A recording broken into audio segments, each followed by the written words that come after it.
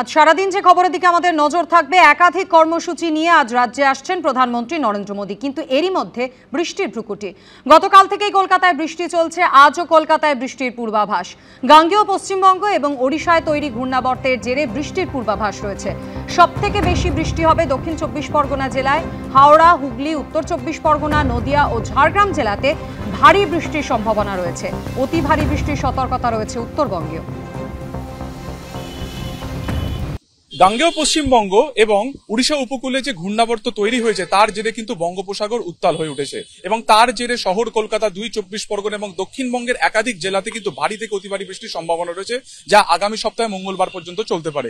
আবহাওয়া দপ্তর সূত্রে যেটা খবর, যে ইতিমধ্যে 30 থেকে 50 কিলোমিটার গতিবেগে ঝোড়ো হাওয়া এবং সেই সঙ্গে আজ এবং আগামীকাল ভারী থেকে অতি ভারী বৃষ্টির সম্ভাবনা রয়েছে শহর কলকাতাতে। গতকাল থেকে বৃষ্টিপাত শুরু হয়েছে, যা চলবে একেবারে শনিবার পর্যন্ত। এবং এরই মাঝখানে আজকে প্রধানমন্ত্রী শহরে আসছেন একাধিক গুরুত্বপূর্ণ প্রকল্পের উদ্বোধনের ক্ষেত্রে। এখন দেখার যে আলিপুর আবহাওয়া দপ্তর সূত্রে যে খবর, তাতে কিন্তু আজকে শহর কলকাতাতে ভারী থেকে অতি ভারী বৃষ্টির সম্ভাবনা রয়েছে। এক্ষেত্রে দাঁড়িয়ে এরকম একটি প্রকল্পের ক্ষেত্রে প্রধানমন্ত্রীর এখানে আসা এবং এই গোটা বিষয়টিকে কেমন ভাবে প্রশাসন সামলায় তা কিন্তু দেখার। ক্যামেরা দীপ্তেন্দু চক্রবর্তীর সঙ্গে সুকান্ত মুখোপাধ্যায়, এবিপি আনন্দ, কলকাতা। মুখ্যমন্ত্রী শ্রমশ্রী প্রকল্প ঘোষণা করলেও কাজের জন্য এখনো ভিন রাজ্যকে বেছে নিচ্ছেন পরিযায়ী শ্রমিকরা। কারো গন্তব্য হায়দ্রাবাদ তো কারো কেরল। দক্ষিণ ভারতগামী ট্রেনে এখনো ভিড় মালদা, মুর্শিদাবাদের পরিযায়ী শ্রমিকদের। যারা ফিরে আসবেন এককালীন ভ্রমণ সহায়তা সহ আমরা 5000 টাকা দেব। এখন একটা চালের বস্তা আপনার নিচে 1000 টাকা বস্তা নিচ্ছে। প্রাথমিকভাবে এককালীন 5000 টাকা, আর বিকল্প কাজের ব্যবস্থা না হওয়া পর্যন্ত প্রতি মাসে 5000 টাকা করে পুনর্বাসন ভাতা।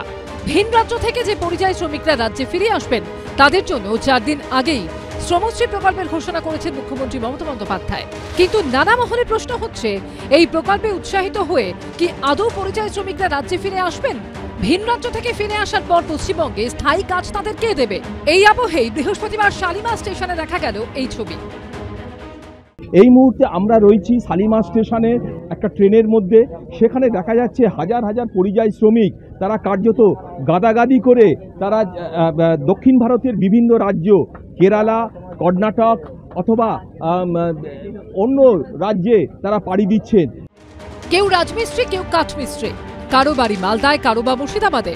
কাজের খোঁজে গন্তব্য দক্ষিণ ভারত। 5000 টাকার উল্টো হিসাব বুঝিয়ে দিচ্ছেন তারা। কত টাকা পাও? ও পার ডে আমাদের 1000-1200 টাকা রোজ পড়ে। আর এখানে 300-200 টাকাও হয় না। এখানে টাকাটা ফ্যাক্টর, এখানে কাজ নেই, টাকা কোথার থেকে পাবে? এই সামনে দুর্গাপুজো, আমাদের খরচা নেই। 500 টাকা হয়? আপনি বলুন তো। এই বাড়ির থেকে এখানে এসছি, 1000-1200 টাকা খরচা হয়ে গেছে। আর কোথার থেকে দেবে? হ্যাঁ, দেওয়ার একটা রাস্তা আছে, সেটা আপনাদের সামনে বলা অসম্ভব। কেরালা কাজে যাচ্ছি। কি কাজ আছে? ও রাজমিস্ত্রির কাজ, আর কি করবো? রোজ আপনার ওই 1000 টাকা দেয়।